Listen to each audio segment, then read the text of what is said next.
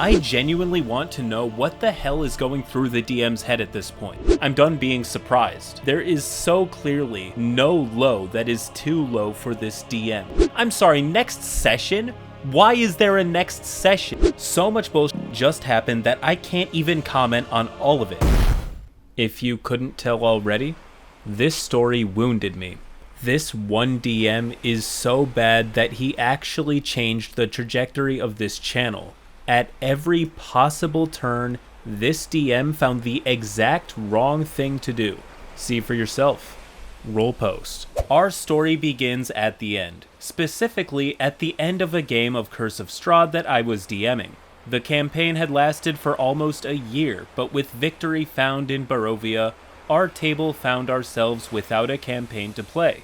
One of the players volunteered to run a homebrew game for anyone that wanted to play, and two of us agreed. Session 0 comes around and we have our group. The DM, who was a former player and DM of this campaign, Roy, playing a Forge Cleric and the only other player, and then myself, playing an Inquisitive Rogue. It's admittedly a small group, but the DM assured us that although the campaign will be difficult, it won't be impossible. Roy and myself are excited to begin, as DM came into Session 0 with a stack of lovingly hand-drawn maps detailing the expanses of his world and let us decide what our goal would be. I hate to cut in this early, but small groups are actually some of my favorites, and it doesn't have to be difficult at all. In fact, my favorite campaign I ever ran was with only 2-player characters. You know why it was my favorite? Because reducing it to 2-player characters made it so much simpler. I never had to worry about whose turn it was to have an arc or who needs more or less spotlight. Also, scheduling was a breeze. We regularly played several times a week just because there were only 3 of us, so there were almost never scheduling issues.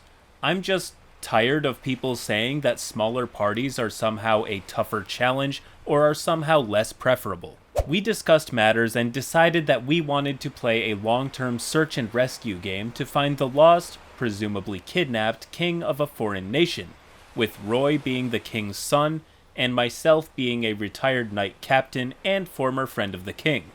The DM said that this was all good, and so we made our sheets and prepared for the game, utterly oblivious to the nightmare we were about to embark on.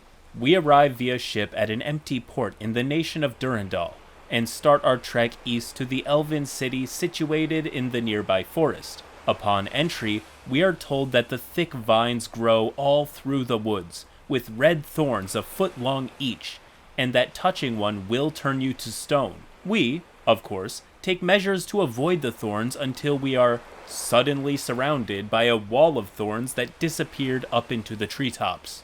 We asked the DM to clarify, and he repeated that we are simply, quote, suddenly surrounded, and can't climb out without risking turning to stone. It's at this moment an elf woman appears in a hole in the vines and demands our names. We, of course, give them and are escorted inside the city, where she reveals that she is the queen of all elf kind. The first NPC we meet, I remind you. She leads us to a building crafted from an ancient knotted tree, and after leading us to our rooms, she tells us that we have been left gifts. An extremely strange statement given how we just met this woman and walked straight here. We examined the gifts we were given, and they were a longsword that counted as a simple weapon, and a royal poisoner's kit.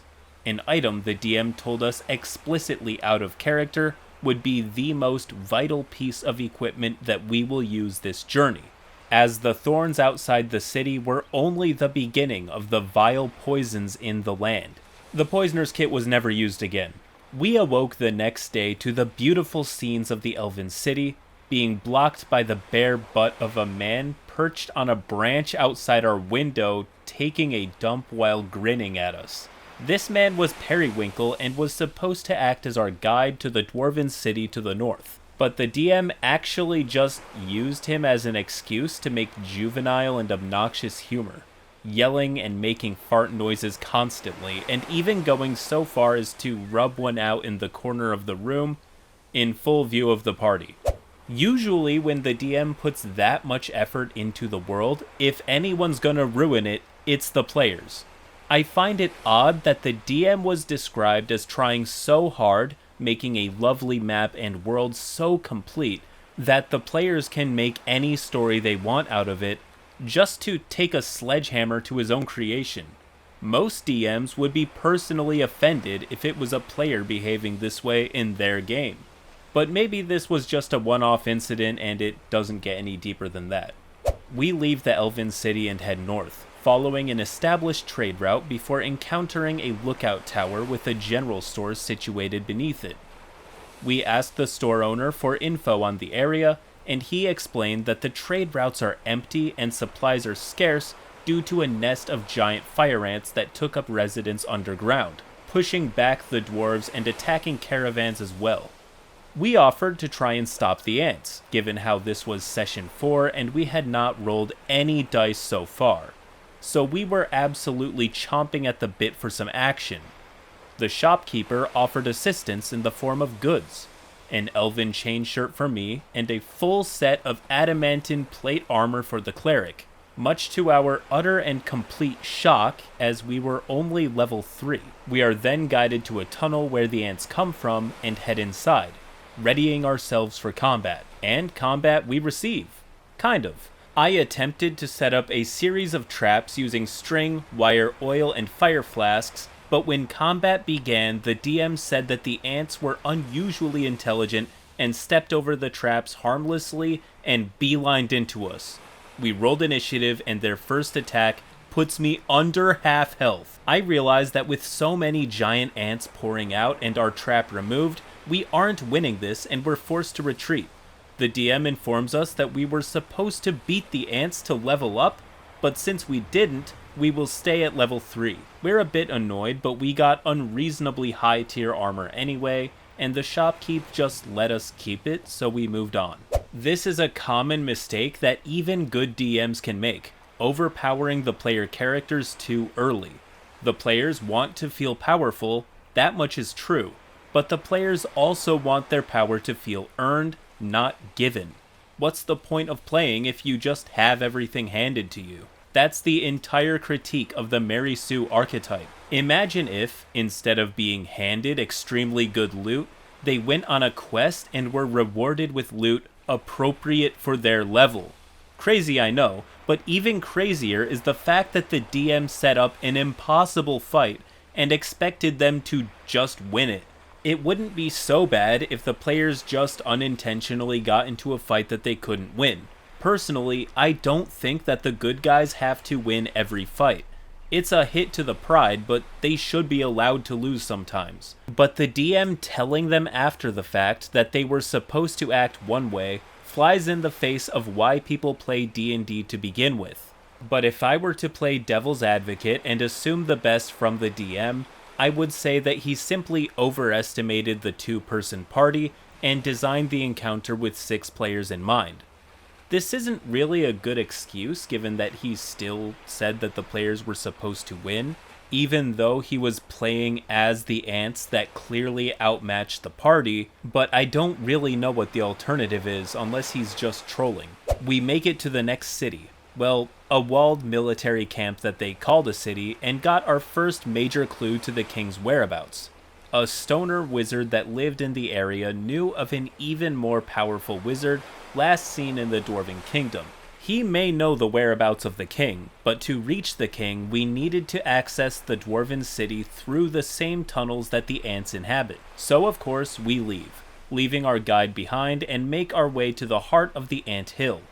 I knew we were still certainly under-leveled for it, but it was obviously where the DM wanted us to go. So we started the trek. Multiple times during this trek, we would be attacked by more giant bugs that were also far above our level. They would attack us, down us, and then be gone by the time we returned to consciousness. It got tiresome fast. We made camp atop a hill with a vantage point, and in the middle of the night, the alarm spell I had cast went off.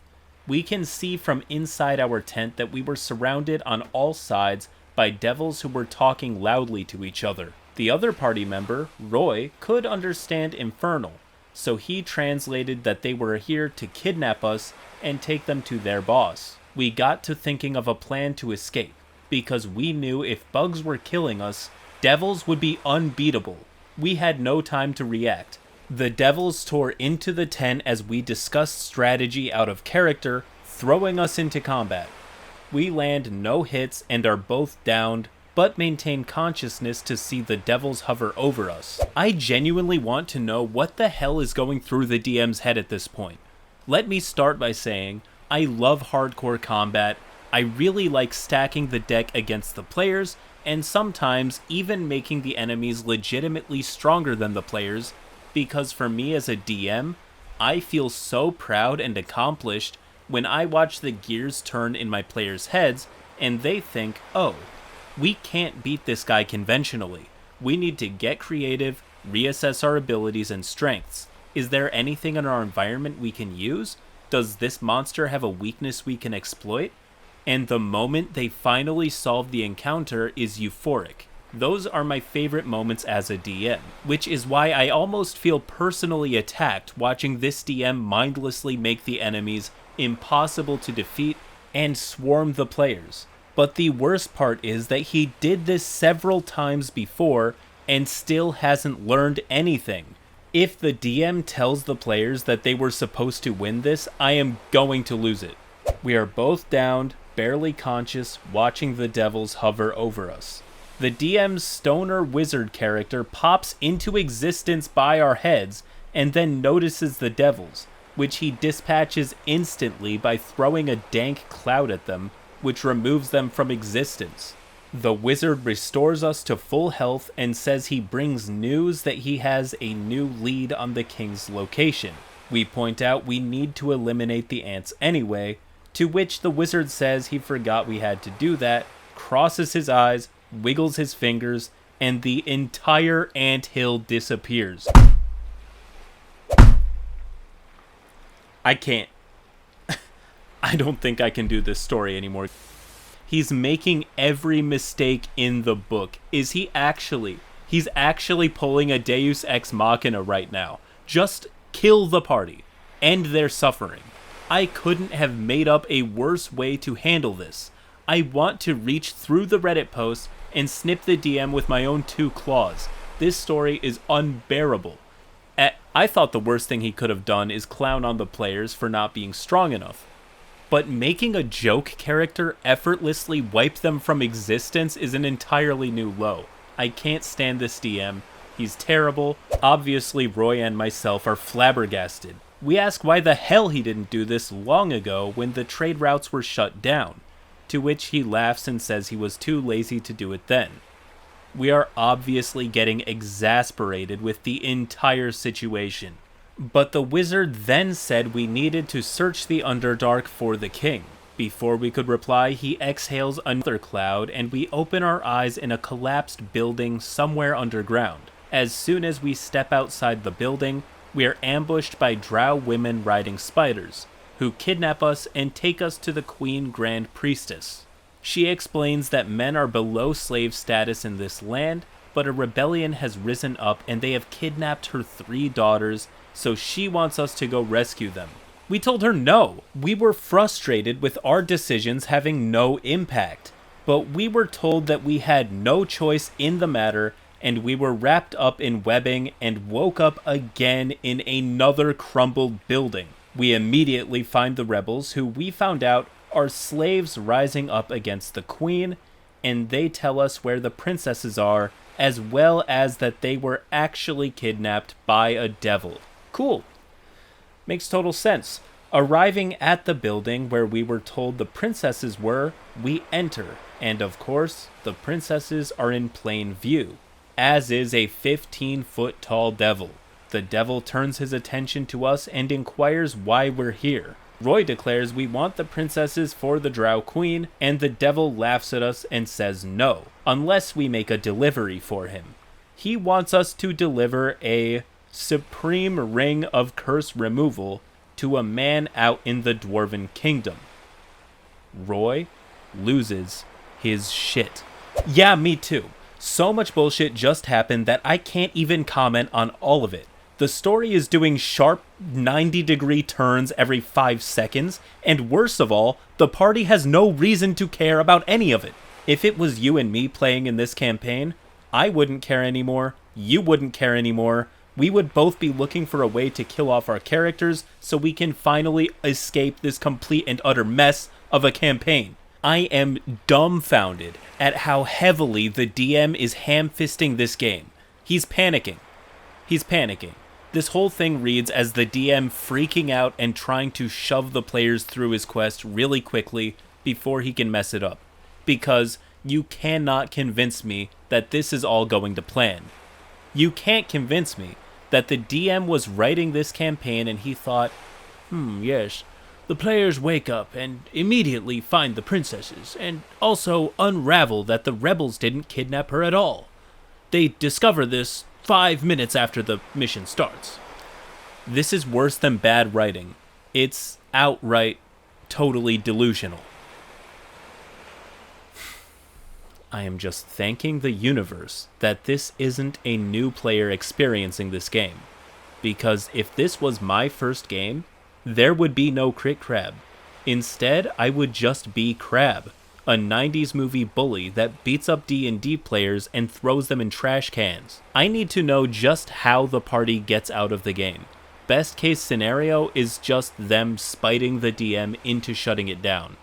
Roy draws his sword, points it at the devil, and makes a real inspirational speech about refusing to be a puppet to the whims of fate, as well as an oath that he would slay the devil even if it cost him his life. This speech lasted for a couple minutes. Man put his all into it, and I was genuinely taken aback by his sincere performance.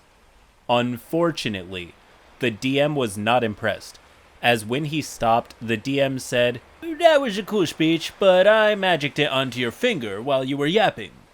Roy says, "I remove it." You can't. It's stuck on and will only remove itself when you find the man to deliver it to. Also, the queen can have her worthless kids back." And he snaps his fingers, presumably returning the princesses back to the queen, and disappears himself. Roy is beside himself, clearly at the point it looked like he would cry at any second.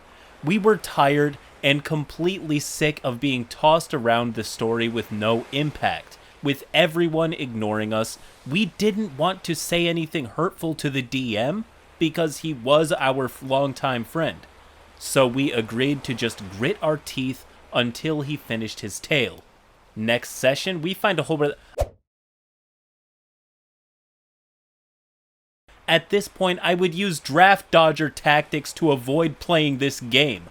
Whoops, sorry, can't play today. I accidentally sawed my leg off with precision, but y'all have fun without me. Next session, we find a hole where the devil stood.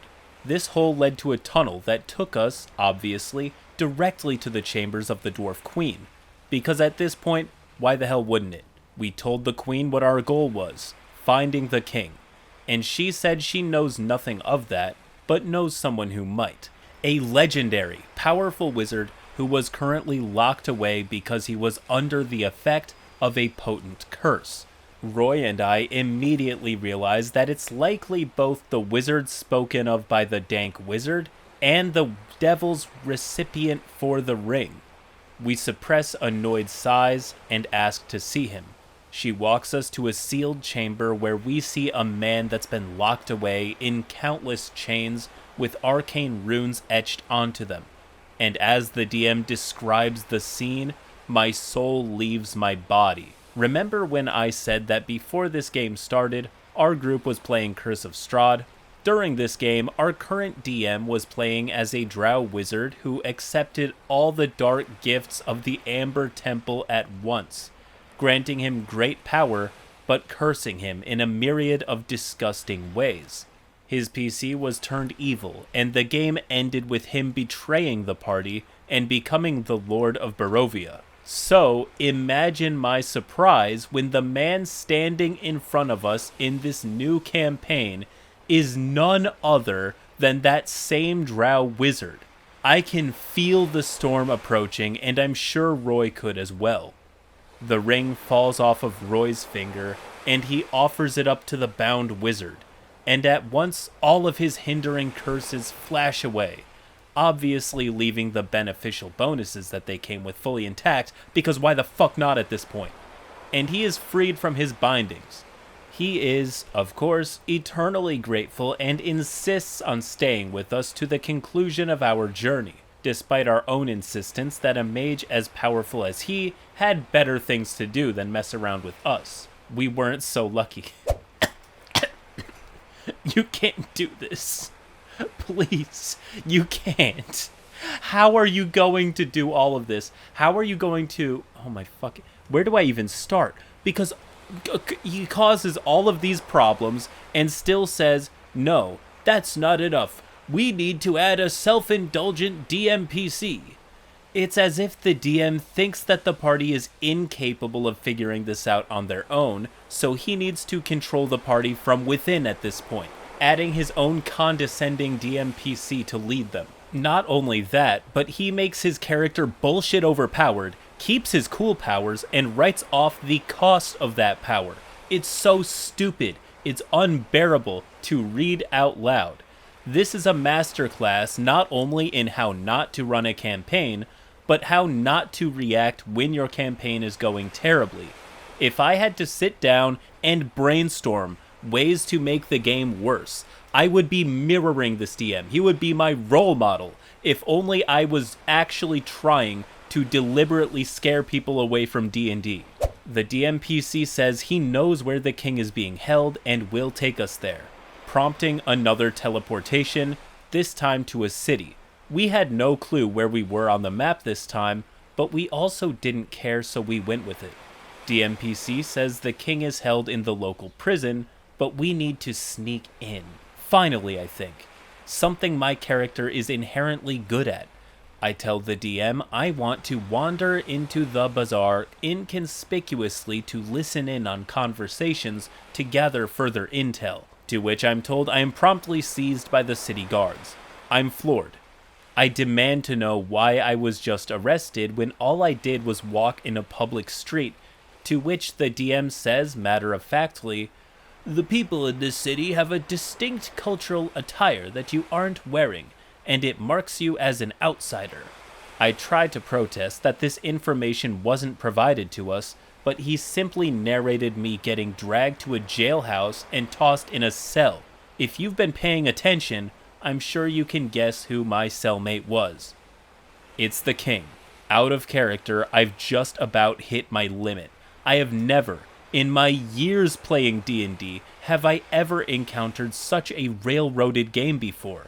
But as soon as I identify the king, DMPC teleports in along with Roy, leaving me asking myself why the DMPC didn't just teleport us to the king in the first place if that was always in his power.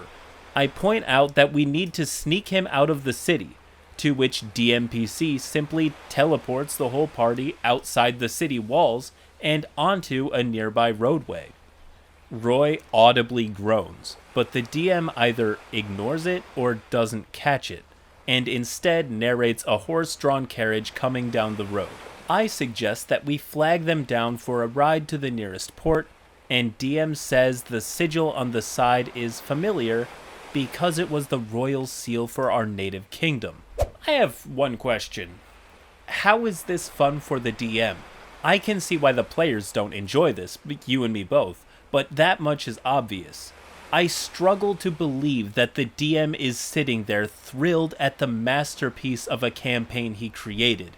He can't be. He can't find this fun. There is no way he genuinely finds any of this remotely enjoyable. Then again, that wouldn't be the most surprising part of this story. This DM is deluded enough already, so you know what, throw it in. Why not say he's having fun as well? I give up. Roy and myself are shocked to say the least, as nobody from our home kingdom should have been in Durandal. But the carriage stops and the door swings open, revealing Roy's older brother, who was neither in his backstory nor been mentioned until this point.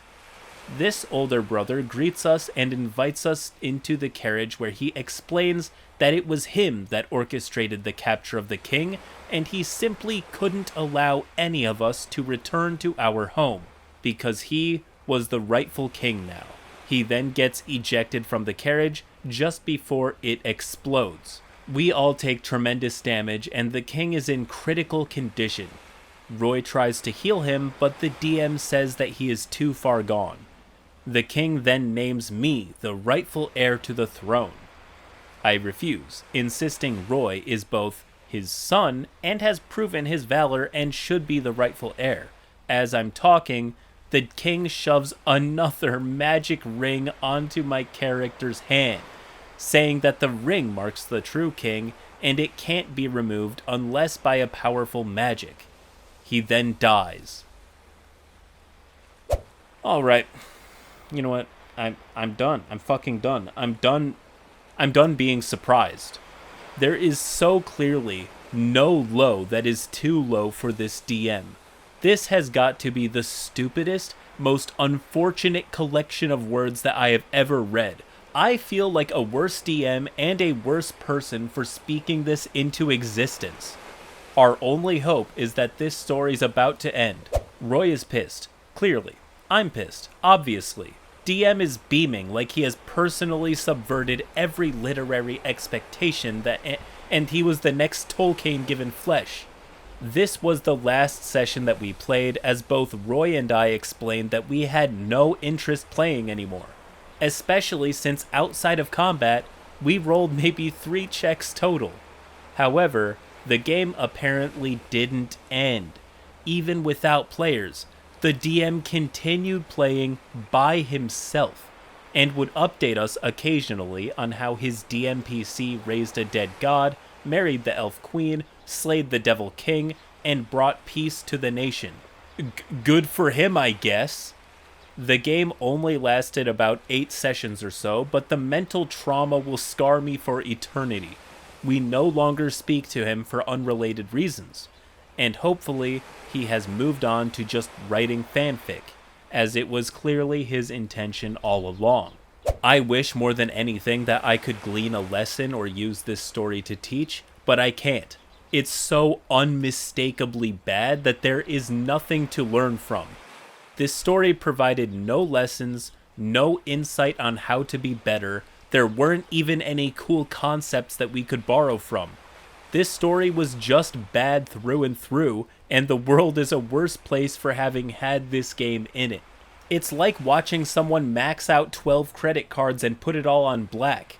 What am I even supposed to say?